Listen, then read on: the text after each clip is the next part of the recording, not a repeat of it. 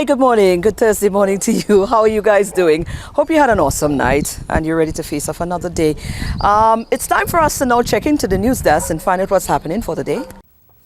Good morning. St. Lucia joined the rest of the world in celebrating World Tourism Day on Wednesday, with Tourism Minister Dr. Ernest Tiller highlighting the island's commitment to green investments in that sector. The UNWTO has identified investment as a critical priority for the tourism sector. It has called for targeted investments for people, for planet, and for prosperity.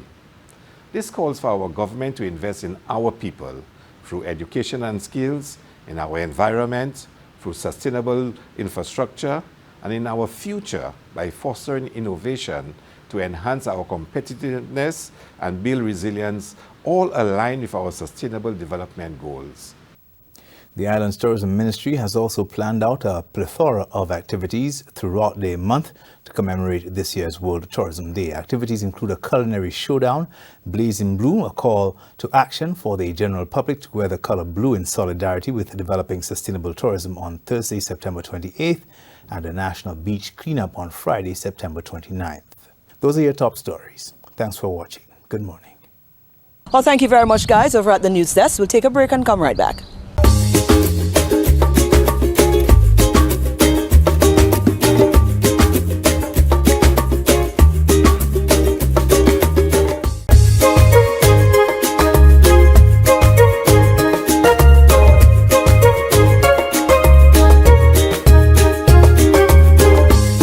Now in our first feature, initiatives that are put on to ensure that we guide our young people in the right direction is certainly something that we share an interest in. And there's a mission that has been undertaken initiated by Sister Rufina from the St. Josephs Convent, and we caught up with her so she could tell us a little bit about the program. That she's a series of programs, and she's going to be telling us about it. Oh boy, I feel so honored and privileged. This is the second opportunity I've had to sit with Sister Rufina. And you know what? I hear so much about you. People are so proud. I mean, so ladies from all walks of life, when I fall into them and they speak about their stint of going to St. Joseph's Convent and their era of life with you and how it impacted them and the prestige that they hold with it, I feel quite honored. Sister Rufina, here we are once again. Thank you very much. Wonderful. And we saw it, we just walked in here and the students, how they relate to you. So amazing. We're here today for two reasons. We have two features to do here today because St. Joseph's Convent is celebrating their 170. Yes. That's the anniversary. We're going to talk about that. But first, there is an initiative that you have spearheaded, that you have put together that is right now it's unrolling as we speak. It's unrolling out. You have a few days. Today, I believe you're in the Bocage school. Tomorrow, you're going to be in the Entrepot school. And this evening, we have the online. The online with parents of the district. Absolutely. Yes. Let's talk about that parenting seminar and what was the driving force behind initiating this. Okay, the genesis behind this seminar is we looked at our Form 1s coming in, and we realized there is a change in behavior, a change in the way they learn, and we felt that we really cannot do it alone. And speaking to colleagues in the district, we realized that we were all experiencing the same dilemma. So we felt, I spoke to the Board of Management and we said, okay, let us look at a parenting series. Right. And this is the first of the series. We are looking at the impact of technology on this generation and how we could assist parents in managing and assisting their children to make the best of the technology and what areas they need to be aware of. So we are looking at District 3 as a community. So we didn't want to do it alone for SJC. We're looking at District 3, the secondary schools, and we are also looking at the primary schools where we realize that there's a danger because they are the ones who are going to feed into our secondary schools. Absolutely. So we started this. So we a board member was nominated, Dolores Francis, and she's also working with Dana Stevens to they're the backbone, getting getting the resource persons and the personnel and trying to put it together so that it could be implemented. All right. Can we break down how it is that this program is being rolled out? You have a series of meetings where you're going to meet with the parents, meet with the teachers, and you also have a regional or international speaker as well who is lending his expertise as well. So talk to us about how it runs. Okay, so we identified a number of persons in technology. We have Jacqueline Holden Hunt. She's a past teacher also of St. Josephs Convent.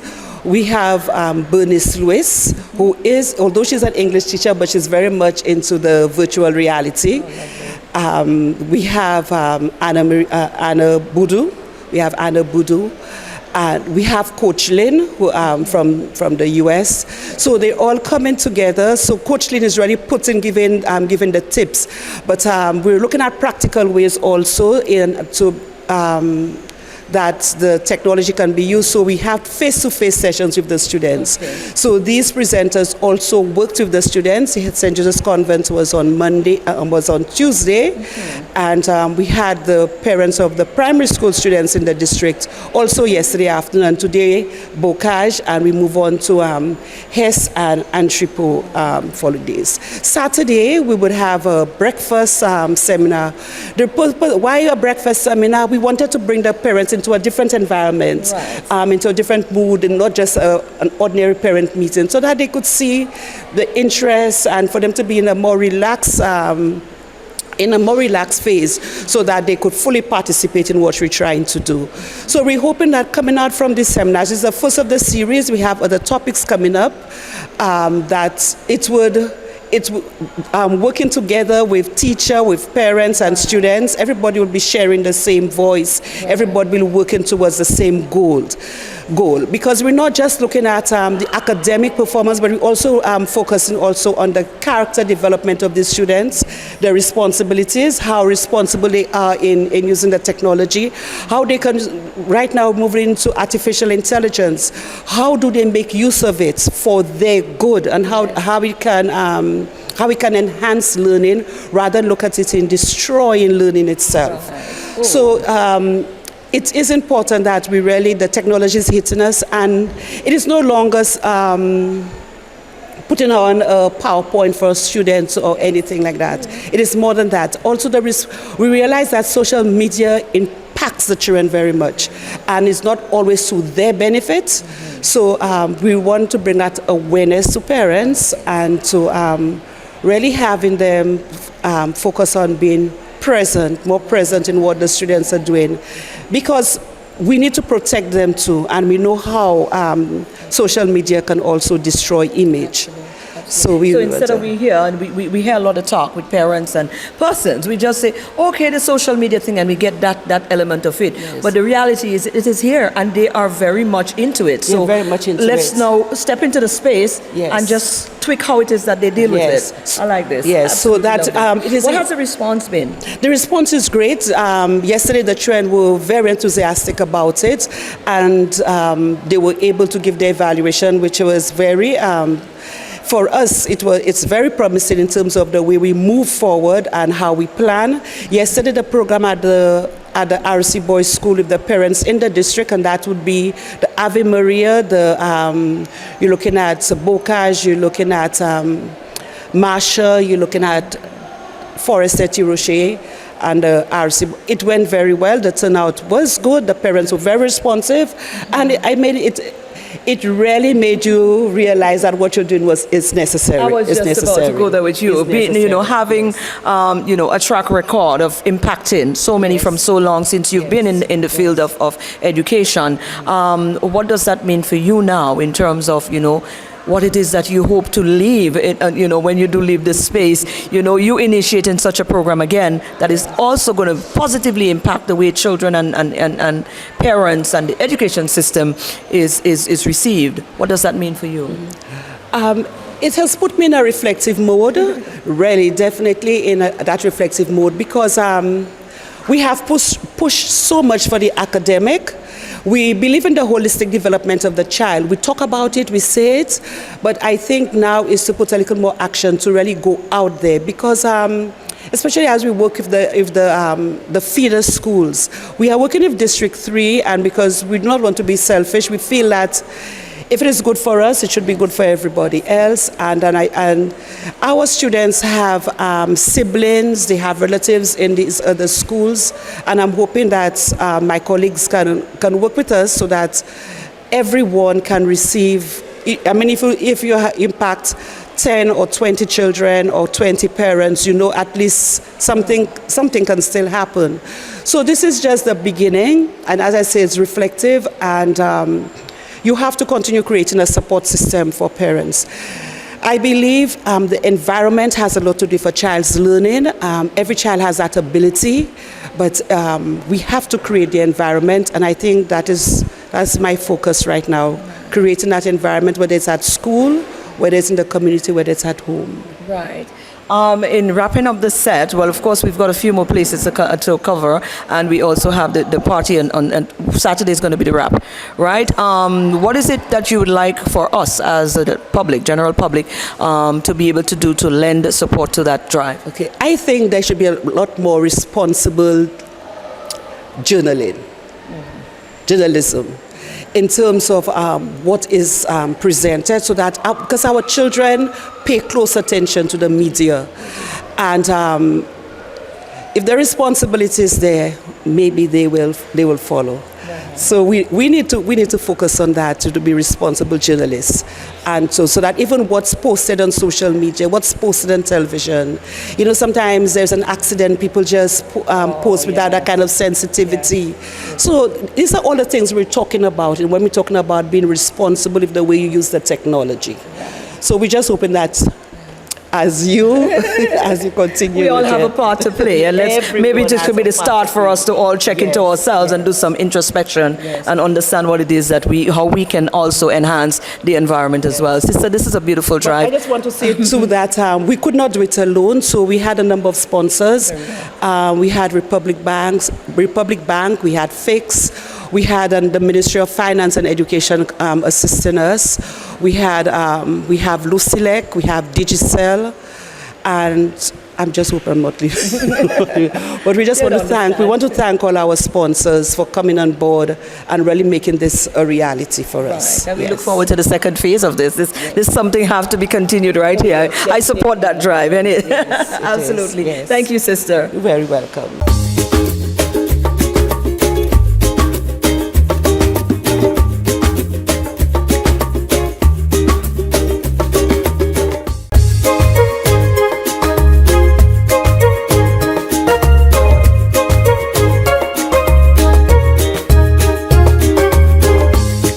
Again, in our second feature, our young people are in the focus, and we appreciate that a lot. We went up to South Louis because they've got a fair on. Of course, it's pretty much close to the start of their new school year, and they've got their fair on. It's a clubs and house fair where they're recruiting or looking to recruit some of the young people who have joined the school. We caught up with some action there. We're here at the South Louis Community College. We find ourselves here a lot because we believe in that collaborative effort, to ensure that everything that is happening here, because it is beneficial to everybody, the island on a whole, and it is very, very critical for us to be able to put it out there, create that platform where we can follow everything South Louis. We're here with Mr. Wayne Benty, who is the student experience manager. Yeah. Right. Benty, what is happening here today? Okay, so today is our sports and club fair, and so the students are here to sell their clubs so that the upcoming or the new year ones could join the clubs. So that's why we're here, and then the houses. So we have 4 exciting houses, and they're just to see what their houses offer to the students. Okay. All right, let's calm down a bit and let's understand this. So we just opened a new school year, and you have different clubs represented as part of Sir Arthur Lewis, which is part of Sir Arthur Lewis, or these are all student driven? So it's part of Sir Arthur Lewis, but it's student driven. So all the clubs are students, they're the leaders, because we want to organize deal with their organization skills, their leadership skills, their management skills. But we have faculty who advise them. So the students run the club, but the faculty advise them in the running of the clubs. Right. This is not a first-time thing. So what has been the response in the years been like? Has this fair proven to be successful in terms of the new persons coming in, showing interest and joining the clubs, and you seeing fruitful fruitfulness coming out of those partnership. Yes, definitely. And what we have noticed at the college is that the students, they are enthused and they're looking forward to this event so that they can get their clubs going. And it really helps them in the college life as well. So most times when you go to university, they ask you about what clubs do you have you belong to. So it's not about the academics alone. So the holistic student, and that is good for that. Right, because I was about to go there with you. How important is this as Sir Arthur Lewis? Because you're grooming students now, or young people now, to enter into the real world. So how important it is to have children who are balanced in such areas? It's really, really important to the college, and it's really important to the student experience at the college. So it's not about the academics alone, but it's about being well-rounded, like you indicated before, but just being involved, because so persons could see you just in the books, but when you are involved in a club, you do voluntary service, you do community service. That augurs well for you, because when you go into the world of work as well, managers and persons ask for that. Universities ask for those things, but then it makes you well-rounded, and it makes you more involved in your day-to-day activities and life. Right, I absolutely can attest to that, because it works. It works when you're involved in some form or way. Volunteerism is a big thing these days amongst us, and it is one of the driving forces of nation building. So certainly, we wanted to catch a few of the club members. So I'm not sure. We're gonna pause for a minute and come back, go make a round and see who we have represented here today as well. But thank you very much for chatting with us and explaining what is happening here with us. And thank you for visiting the college. We need that visibility. We need the students to know that persons care about them and that they're on air and they're alive. They feel good about it. Why not? We're here for it all. Well, we caught up with Cameron, and Cameron is he's the president of the Public Speaking and Debate? Public Speaking and Debate Society.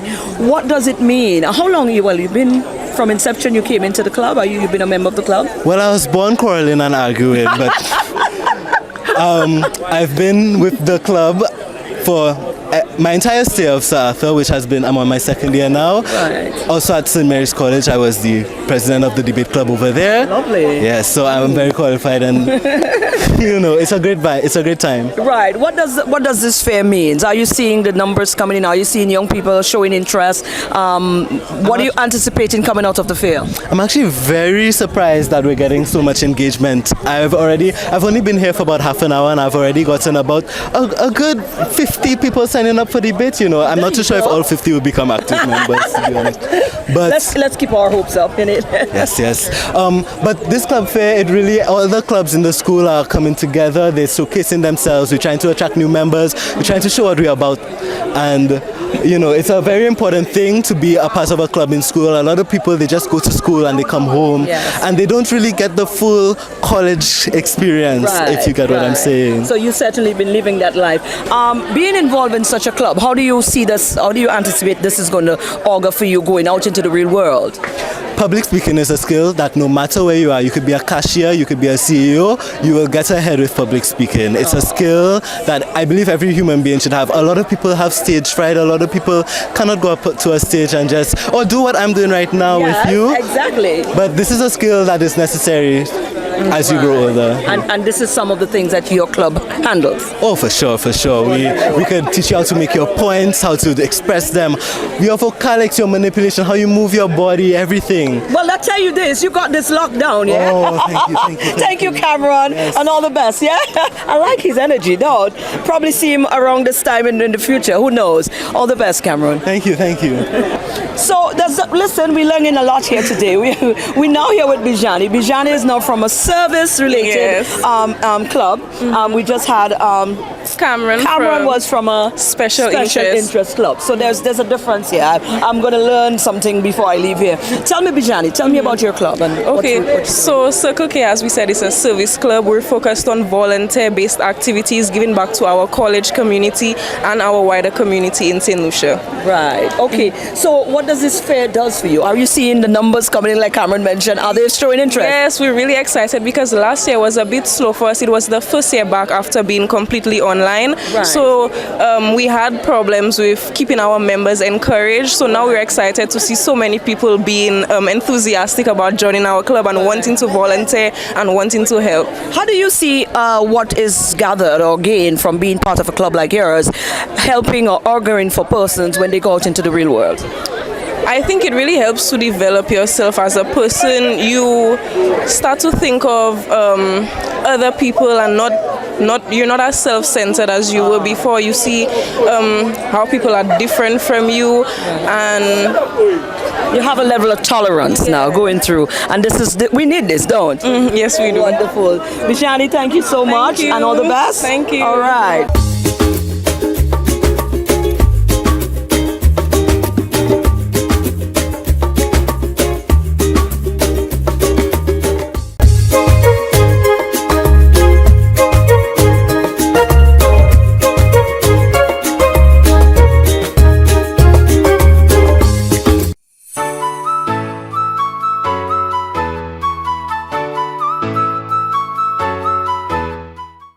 Hi, I'm Candy Nicholas, and this is the Wellnest. We recently spoke about gut health, and I wanted to expound on some of the things we can do to ensure that we are helping and not hurting our gut health.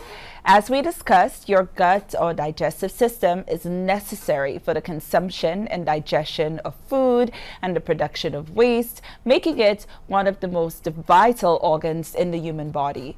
Recently, research has found that your digestive system is much more intricate than originally thought and is involved in nearly every single aspects of your health. If you've ever experienced reflux, constipation, diarrhea, or bloating, you will understand the impact that gut health can play in your day-to-day life. The gut microbiome refers to the trillions of microorganisms that live inside your gut, mostly in the large intestine. There are roughly 100 trillion bacteria in the digestive system alone. It may seem like a tall order to change or look after them, but the good news is that research has shown that within 2 to 4 days of eating well, your gut microbiome can improve. So here are some things you could start to implement almost immediately. The first one is to include fermented foods in your diet regularly.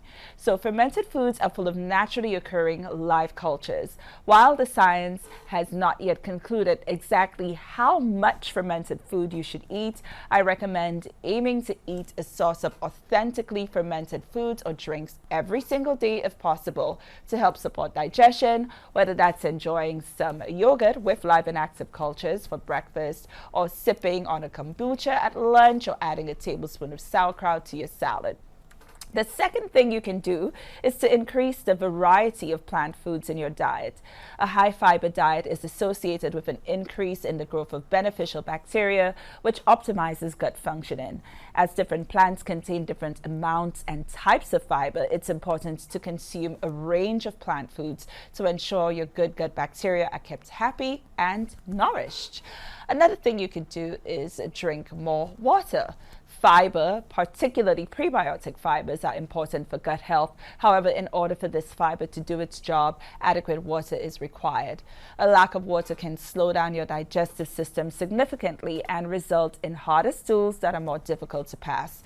For optimal hydration, men should aim for 2.6 liters a day and women for 2.1.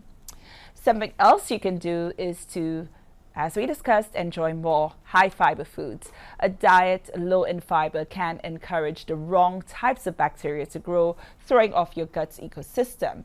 Think of your good gut bacteria as the trees and flowers in our ecosystem, and the bad gut bacteria as the weeds. If you can create an environment that allows the weeds to grow, it will overgrow the trees and flowers. The fifth thing you could do is to chew more slowly. Digestion begins in the mouth, and the chewing process starts to break your food down. if you rush this, your food may enter your stomach before it's ready, leading to indigestion. By eating slowly and chewing properly, you will also allow your natural satiety signals to kick in, which tell you that you're full. This prevents overeating and has also been associated with better digestion and greater satisfaction with our meals. So try eating more slowly and more mindfully by removing distractions, pausing between bites to savor what's in your mouth, and setting aside adequate time to eat so you don't rush. So the sixth thing, and I know this is a culture where we love our alcohol, but we need to try to limit alcohol because it can throw off the balance of your intestinal ecosystem. If you consume alcohol, make sure you do so in moderation. That's maximum 1 to 2 standard drinks on any day according to guidelines. Number 7. Don't go low carb. Now, I know that this is the latest trend, going keto, but whilst low carb might be a popular trend on your Instagram feed, you'll also be cutting down the fiber needed for good gut health. Instead of cutting all carbs, you need to focus on consuming healthy carbohydrates such as brown rice, quinoa, oats, whole grains, maybe even whole grain bread if you're going to have bread, and pasta, as well as all of our wonderful root vegetables that are widely available to us. Something else that nobody ever thinks of, or not enough people think of, is getting enough sleep. So while getting more sleep might seem like a no-brainer for overall health, research suggests that getting a good night's sleep is essential for a healthy gut. Our gut bacteria have their own circadian rhythms, just like all other organisms, and inadequate sleep can disrupt this rhythm in the microbiome and negatively influence the diversity and number of bacteria in the gut. Most of us need around 7 to 8 hours of sleep each night, and even if you think you can function perfectly fine on less, your gut bugs might think otherwise. So something else you need to consider, I need to consider, is to manage stress better. You don't need us to tell you that stress is not good for you. Prolonged stress can cause major issues for a number of the body's key players, including our digestive system. When we're stressed, our body is set to fight or flight mode and will reduce the blood flow to our digestive muscles and put everything on hold. There's reduced secretion of digestive enzymes, which may lead to indigestion, gastrointestinal inflammation, constipation, or diarrhea. So try reducing stress by spending more time outdoors, including exercise, which you should enjoy every day, reducing your screen time, and trying meditation, yoga, or whatever other activities you find relaxing. And this has been the Wellness for today. My name is Candy Nicholas. I am a certified holistic health coach, and I will see you next time. And that's our show for this morning. We hope that you enjoyed it, and in any way, whatever you can do to help to support our young people and the building of our young people, please take the opportunity and do just that. We hope you enjoyed our features this morning. Catch us tomorrow right here on the DBS This Morning Show.